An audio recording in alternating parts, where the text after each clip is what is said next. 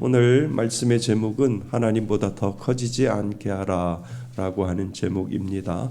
우리 한번 읽어볼까요? 시작. 하나님보다 더 커지지 않게 하라. 하나님보다 더 커지지 않게 하라. 우리들의 본능은요, 이건 알아요. 우리는 아는데요. 이상하게 우리들의 본성은 이건 머리로는 아는데 자꾸 하나님보다 더 커지려고 하거든요.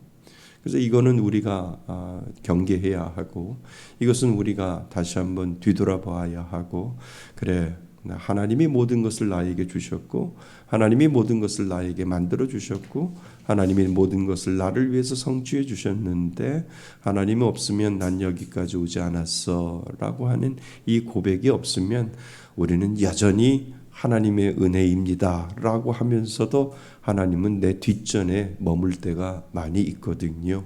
그래서 우리가 제목을 그렇게 정했습니다. 하나님보다 더 커지지 않게 하라 라고 하는 제목으로 오늘 말씀을 살펴보려고 합니다.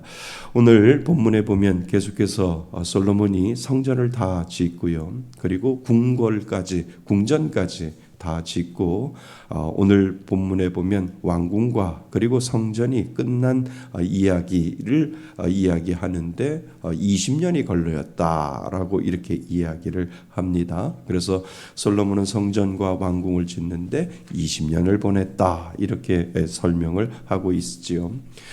그런데 그 과정에서 두 장면이 오늘 본문에 보면 두 장면이 나오는데 한 장면은 두로 왕 히람이라고 하는 이 왕에 대한 이야기가 살짝 비춰주고 그리고 나서 이제 솔로몬에 대한 이야기가 이렇게 두 장면을 오늘 10절부터 28절까지 이렇게 보고 있는데 왜 하나님이 이 두로 왕 히람이라고 하는 이 왕에 대한 이야기를 하면서 그리고 왜 솔로몬에 대한 이야기를 이렇게 하나님은 이렇게 겹치면서 이렇게 보여주고 있을까라고 하는 질문을 마음속에 한번 생각해 보셔야 된다라고 하는 겁니다.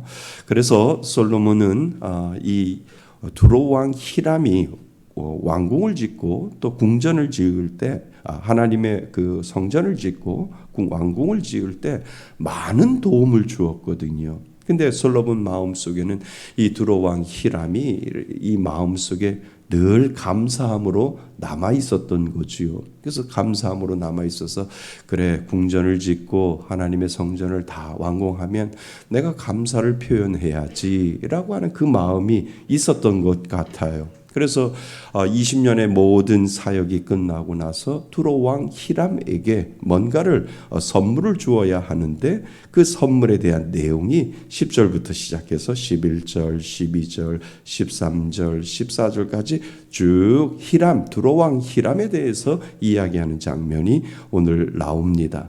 그런데 히람은 두로 왕 히람에게 이 솔로몬이 성읍들을 주고 있지요. 선물로요. 고맙습니다. 감사합니다. 고맙습니다. 라고 해서 이 두로 왕 히람에게 이 성읍들을 주고 있는 장면을 오늘 보면은 나옵니다. 11절에 보면 갈릴리 땅의 성읍 몇 곳이요? 20곳을 히람에게 주었으니 라고 되어 있습니다. 그런데 히람의 행동을 한번 보세요. 12절 한번 보시지요. 12절에 보면 히람이 두로에 와서 솔로몬이 자기의 준 성읍들을 보고 눈에 들지 아니하여 눈에 들지 아니했다는 거예요. 그런데 13절에 보면 더 정확하게 두로 왕 히람을 우리가 알 수 있죠. 이르기를 내 형제여 내게 준 이 성읍들이 이러한가 하고 이름하여 무슨 땅? 가불 땅. 이 가불 땅이란 말은 무슨 말이냐 하면 쓸모없는 땅. 내가 당신을 위해서 열심히 성전을 짓기 위해서 궁궐을 짓기 위해서 내가 좀 도움을 주었는데 나에게 선물을 주었는데 그 선물이 이 성읍 20곳을 주었는데 이게 쓸모없는 땅 당신이 나한테 준 거 아닙니까? 라고 하는 그 마음을 지금 우리들에게 보여주고 있다라고 하는 거예요. 그러니까 두로 왕 히람은 뭔가 큰 거를 기대했었는데 가만히 보니까 이거 그 자기 마음에 성이 안 찬 거예요. 안 찬 거예요. 안 차고 나서 그리고 나서 15절부터 이제 누구 이야기를 합니까? 솔로몬 이야기를 하고 있는 것을 우리는 보게 됩니다. 그러니까 두 가지의 장면을 우리는 생각해 보셔야 됩니다. 그래서 본문에서 보면 솔로몬이 여러 건축을 이제 20년의 모든 건축을 다 끝냈는데도 또 다른 일들을 계속하고 있는 것을 오늘 우리들에게 보여주고 있지요. 그러니까 백성들을 또 동원을 해요. 백성들을 동원해서 성을 쌓고 그리고 무역을 하고 그리고 배를 보내어 금을 가져오는 장면, 수많은 일들이 지금 되어지고 있는 것을 오늘 우리들에게 보여주고 있지요. 그러니까 겉으로 보면 아주 성공한 이야기 같아요. 솔로몬이 궁전도 짓고 또 하나님의 성전도 먼저 짓고 궁전도 짓고 그리고 나서 거기서 끝나는 것이 아니라 계속해서 뭔가를 무역을 하고 또 뭔가 동원하여 성을 쌓고 하는 이 모든 과정들이 여러분들이 이것을 읽으면서 솔로몬이 좀 쉴만도 한데 왜 이렇게 일을 벌리지? 왜 이렇게 일을 자꾸 만들어 가지? 라고 하는 그런 생각을 하셔야 된다는 거예요. 그냥 솔로몬이 하나님 앞에 감사하여 하나님을 찬양하고 예배하면서 하나님을 버리지 아니하고 하나님을 높이겠습니다. 봉헌까지 다 했던 사람이 거기에서 멈추는 것이 아니라 계속해서 일을 만들고 계속해서 뭔가를 하고 있는 솔로몬의 모습을 우리는 보셔야 되는 거죠. 겉으로 보면 성공한 것 같은 이야기지요. 성전도 짓고 나라가 부강해졌고 금도 들어오지요. 그런데 자세히 보면 점점 조금 다른 느낌을 여러분 보셔야 됩니다. 솔로몬이 자꾸 뭔가 이상하게 자꾸 일을 만들어 가려고 하는데 이게 자꾸 하나님을 중심으로 하는 것이 아니라 하나님을 자꾸 벗어나서 자신의 성공, 자신의 무역, 자신의 부강한 국가를 이루고자 하는 솔로몬의 모습들이 점점점 하나님하고 멀어져 가고 하나님하고 빗개어 가고 계속해서 우리가 이제 열왕기상 10장, 11장, 12장 보면 계속해서 솔로몬은 처음에 가졌던 그 하나님을 향한 마음이 점점점 변해가서 나중에는 이방 여인들하고 결혼을 하고 정략 결혼을 하다가 이방신들이 들어오고 우상들이 들어오는 그러한 일들을 이제 솔로몬이 하게 되는 것을 우리는 보게 되지요. 그러니까 자세히 보면 점점 조금 다른 느낌을 우리는 생각해 보셔야 합니다. 어떤 느낌일까? 성전을 지은 후에도 솔로몬의 삶의 중심이 점점 하나님보다 자신의 나라를 번영하고 그리고 자신이 하였던 모든 사업들을 계속해서 벌려나가고 있는 솔로몬의 마음을 우리는 모습을 보셔야 됩니다. 그러면 우리는 그러셔야 되잖아요. 이거 조금 위험한데? 이런 생각을 하셔야 된다는 거예요. 그래서 성경은 이것을 통해 우리에게 질문을 하고 있습니다. 무슨 질문을 하고 있을까? 성전을 지은 이후에도 하나님이 여전히 삶의 중심인가? 나의 삶의 중심인가? 솔로몬이 뭔가 성전을 짓고 궁전을 짓고 모든 것들을 하나님 앞에 기도해서 하나님이 그 모든 성전을 주었는데 성전을 지은 이후에 솔로몬의 마음은 변해가고 있다는 거지요. 그러니까 중심에 하나님이 놓아야 하는데 중심에 하나님이 자꾸 변두리로 물러가고 중간에 누가 서 있는 모습이에요? 솔로몬이 서 있는 모습을 우리들에게 보여주고 있다라고 하는 거예요. 그러면 두로 왕 히람을 세워놓고 히람 이야기를 먼저 하나님이 이야기를 하고 그리고 솔로몬 이야기를 한 이유는 무엇인데요? 세상 사람들은 그렇게 생각한다는 거예요. 내가 이만큼 했으니까 나에게 이만큼 보상해 줘야 되지 않습니까? 내가 당신이 믿는 하나님을 위해서 성전을 짓고 하나님을 위해서 뭔가를 이렇게 하고 있는데 나에게 돌아오는 것은 성읍 20개밖에 되지 않는데 뭔가 더 나에게 크게 해줘야 되는 거 아닙니까? 라고 하는 것이 세상적인 논리라면 솔로몬하고 세상 사람들하고 달라야지요. 솔로몬은 하나님을 믿는 사람인데 가만히 보면 히람이나 두로왕 히람이나 솔로몬이나 도낀 객긴처럼 비슷한 상황으로 지금 가고 있다라고 하는 거예요. 솔로몬은 오로지 하나님 앞에만 모든 것들을 영광을 돌립니다. 하나님이 나의 주인이시오. 하나님이 나의 모든 것 되십니다라고 하는 그 고백이 이제는 점점점 두로왕 히람처럼 자신의 번영과 자신의 모습들을 위해서 살아가고자 하는 이 솔로몬의 모습을 우리들에게 이 두 장면을 보여주면서 솔로몬에게도 그 모습이 보여지고 있음을 하나님이 우리들에게 보여주고 있다라고 하는 거예요. 사랑하는 성도 여러분, 성전을 지은 이후에도 하나님의 여전히 삶의 중심인가? 솔로몬은 정말 그런가? 라고 물어보고 그리고 나서 누구를 보셔야 돼요? 나를 보셔야지요. 나는 어떤가? 이런 생각을 우리는 하셔야 됩니다. 우리의 본성은요, 끊임없이 나를 세우려고 하거든요. 나를 나타내려고 하거든요. 나를 나타내지 아니하면 서운함이 내 마음속에 들어오거든요. 그것을 너는 어떻게 할 건데?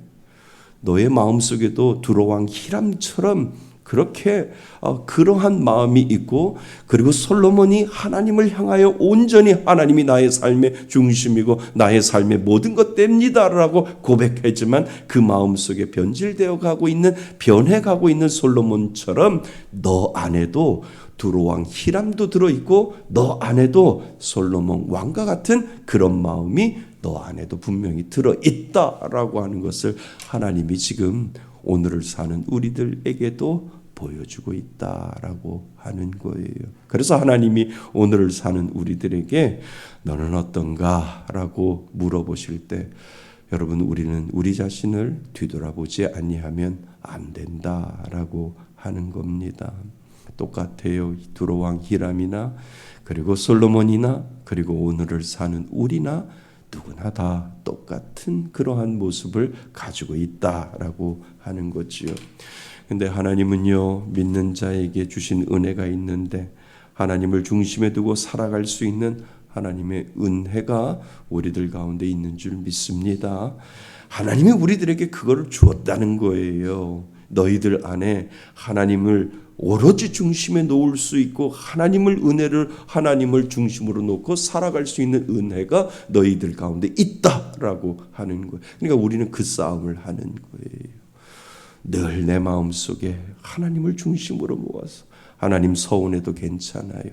하나님 내가 드러나지 않아도 괜찮아요. 하나님이 내 삶의 중심이 되어서 하나님이 드러나면 하나님 괜찮습니다. 그 훈련을 끝까지 죽을 때까지 우리는 해야 된다라고 하는 것을 가르쳐주고 있다는 거예요.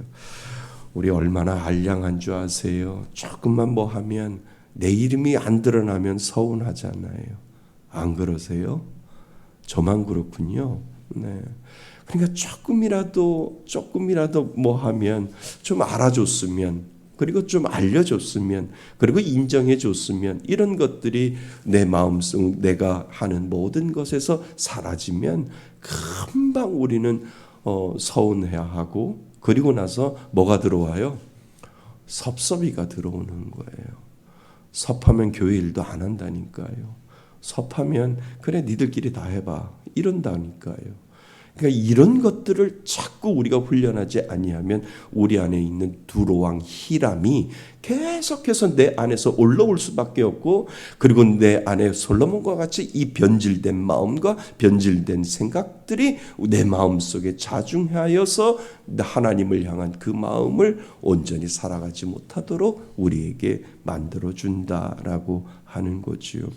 그래서 우리는 종종 하나님께 은혜를 받습니다. 기도가 응답되기도 하고 문제가 해결되기도 합니다. 그런데 그런데 신앙의 진짜 시험은 은혜 이후라고 하는 거예요. 내가 기도 열심히 하고 그리고 내가 하나님 앞에 이 문제 해결해 주세요라고 할 때 하나님이 그 은혜를 주었을 때 너의 진짜 신앙은 그 이후다라고 이야기를 하는 거예요. 모든 것이 다 하나님의 은혜입니다. 입으로 고백은 잘하지요. 그런데 그 이후가 너가 가지고 있는 진짜 신앙인데 그 신앙을 어떻게 표현할래? 라고 하나님이 물어보신다면 누구나 다 거기에 걸려 넘어갈 수밖에 없다라고 하는 거지요. 그러니까 우리에게 하나님은 그 훈련을 하라는 거예요. 그 훈련을 하지 아니하면 똑같아진다는 거예요. 두로와 세상 사람, 세상의 왕처럼 두로왕 히람처럼 그리고 하나님을 믿는 솔로몬처럼 너희들 안에도 그 마음이 있어서 너를 향한 삶을 신앙생활을 하는 거지 하나님을 위한 신앙생활을 하지 않는다라고 하는 것을 오늘 우리들에게 가르쳐주고 있다는 거예요. 어려울 때는 하나님을 붙들지요. 그러나 일이 잘 풀리면 하나님보다 일 그리고 성공 그리고 성취가 중심이 되어 간다는 거예요. 솔로몬처럼요. 그래서 교회도 조심해야 하고 여러분들의 신앙도 조심해야 하고 우리들의 삶도 조심하지 아니하면 늘 하나님은 변두리로 계속해서 밀려나가고 그리고 나서 하나님이 주신 그 축복이 하나님이 주신 그 은혜가 일 중심, 성공 중심 그리고 성취 중심으로 바뀌어서 뭔가 주객이 전도되는 것처럼 그렇게 우리는 살아갈 수밖에 없음을 가르쳐주고 있지요. 그래서 하나님은 우리에게 한 가지 은혜를 주신 것 여러분들 잊지 마시기 바랍니다. 성경 속에서도 하나님을 중심을 두고 살 수 있는 은혜를 주셨다라고 하는 것 우리 안에 그것이 있거든요. 그러니까 늘 중심으로 해서 하나님 이거 잃어버리지 아니하고 성공 전이나 잘 되거나 그리고 기도가 잘 응답되거나 됐거나 안 됐거나 그 전이나 그 후나 하나님 내 마음 변치 않게 하여 주셔서 내 삶 가운데 하나님이 나의 삶의 중심이 되시고 하나님이 나의 삶의 모든 것 되심을 저는 오늘도 내 자신을 쳐서 하나님 앞에 온전히 드리는 그런 인생 살겠습니다 라고 하는 이 믿음의 고백을 하지 아니하면 우리는 여전히 오늘 나오는 성경에 있는 인물들처럼 그렇게 무너질 수밖에 없고 하나님을 변두리로 세워놓을 수밖에 없는 연약한 존재라고 하는 것 여러분 깨달을 수 있기를 바랍니다. 그래서 신앙은 어려울 때 하나님을 찾는 것에서 끝나는 것이 아니라 잘 될 때도 하나님을 중심에 두는 그 귀한 마음이 오늘 우리들 가운데 필요한 줄 믿습니다. 예전에 부목사 시절에 그 남자분이 회사를 다니시면서 저한테 목사님 저는 소망이 있어요. 은퇴하면 저쪽 경기도에 땅 하나를 사서 좋은 땅을 하나 사서 전원 생활을 하고 그리고 펜션을 지으면서 이렇게 마지막 그 이제 은퇴 이후의 삶을 살아가고자 이렇게 하나님 앞에 간절히 기도하고 있습니다. 하나님 좋은 땅 살 수 있게 해주시고 또 싼 가격에 잘 살 수 있게 해주시고 그리고 은퇴 자금 받아서 하나님 그 집도 짓고 전원주택도 짓고 그 옆에 좀 몇 동 펜션도 지어서 잘 이렇게 가꿀 수 있도록 그렇게 해주셔서 온전히 하나님 앞에 섬기고 하나님 앞에 믿음 생활 잘 하다가 마지막 이 시절에 하나님 앞에 잘 갈 수 있는 그런 삶 살게 해 달라고 목사님 저 기도하고 있습니다 라고 그렇게 이야기를 해요. 근데 그분이 은퇴를 잘 하셨어요. 정말 잘 하셨어요. 잘 하시고 그리고 가평에 정말 좋은 땅 싼 가격에 좋은 땅도 사셨어요. 그리고 전원주택도 잘 지셨어요. 그리고 펜션도 잘 지었어요. 그리고 나서 목사님 펜션에 이름 좀 지어주세요 라고 해서 아이 그냥 지으시죠. 그랬더니 펜션의 이름 목사님이 지어주시면 좋겠습니다 라고 해서 제가 펜션 이름을 지어드렸죠. 야곱을 영어로 제이콥이라고 하거든요. 그래서 제이콥 펜션이라고 지으면 참 좋을 것 같아요. 그래서 야곱 펜션이라고 하면 많은 분들이 좀 오지 않을까. 제가 그렇게 말씀을 드려서 정말 근사하게 펜션 이름도 제이콥 펜션 이렇게 잘 지었어요. 근데 문제가 뭔지 아세요?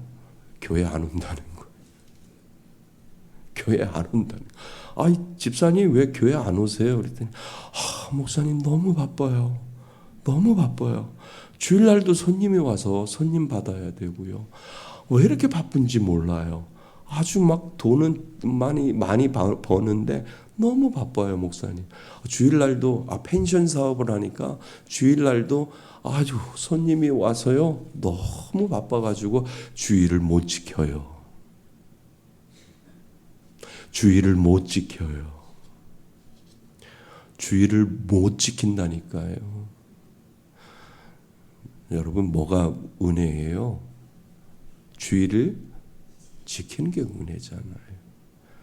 근데 열심히 기도했어요. 하나님 멋있게 근사하게 은퇴하고 그리고 나서 가평에도 짓고 펜션도 짓고 해서 하나님이 주시는 귀한 은혜를 가지고 제가 잘 해서 하나님 앞에 가게 금방 잃어버리던데요. 가평에서 안 올라오던데요. 가평에서 안 올라오고 그 근처에 교회도 뭐 안 가시던데요. 하나님하고 점점 더 멀어지는 거죠. 우리들의 인생도 그렇다는 거예요. 하나님 앞에 간절히 기도, 하나님 마지막 인생 멋있게 하나님 앞에 영광 돌리며 살겠사오니 하나님 들어주시고 응답하시고 하나님 세워주세요라고 할 때 하나님 들어주시죠. 하나님의 자녀들에게 귀한 은혜를 주는데 뭔가 주객이 전도되고 주객이 바뀌어버린 거예요. 바쁘기 때문에 더 교회 와야 되는데 바쁘기 때문에 더 기도해야 하는데 바쁘기 때문에 목사님 펜션 사업이 너무 잘 돼서 교회도 못 나오겠어요. 뭔가 잘못되어 있다라고 하는 거지요. 집 관리도 해야 되고 풀도 뽑아야 되고 너무나 할 일이 많아요. 그 펜션 주위에 풀들이 얼마나 많은지 그리고 작은 텃밭을 했는데요. 그 텃밭도 다듬지 아니하면 얼마나 잡초들이 올라오는데요. 라고 그렇게 이야기를 합니다. 여러분 이것이 이상한 것 같지만 우리 모습이라는 거예요.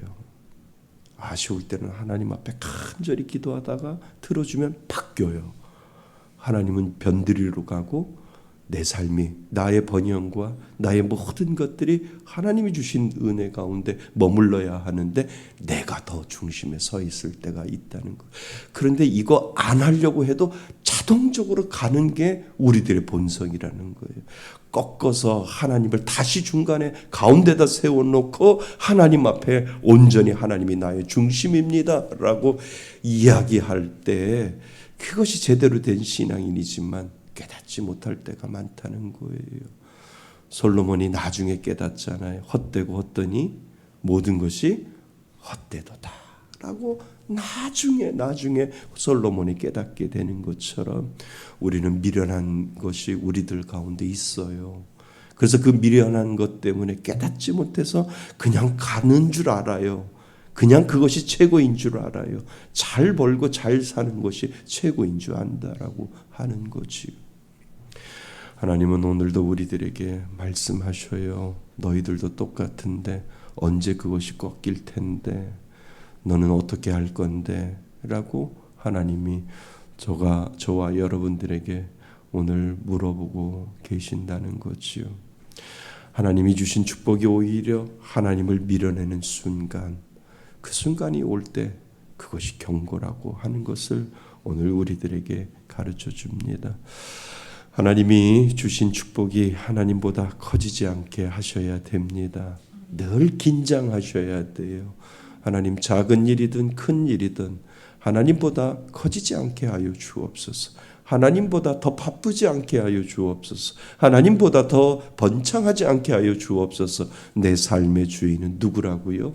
하나님이십니다라고 하는 그 믿음의 고백을 오늘도 깨어서 고백하지 아니하면 언제나 하나님은 뒤로 밀려날 수 있음을 오늘 우리들에게 가르쳐 주고 있다는 거지요.